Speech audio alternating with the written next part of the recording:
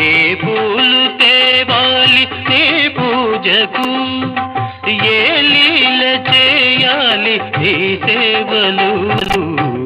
శివ శివ శంకర భక్తవ శంకర శంభో హర హర నమో నమో.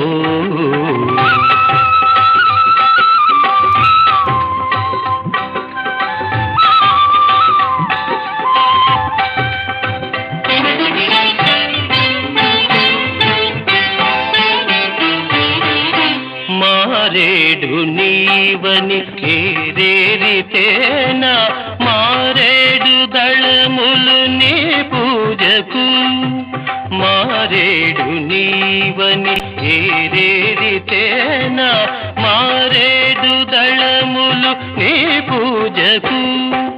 గంగమ్మ మెచ్చిన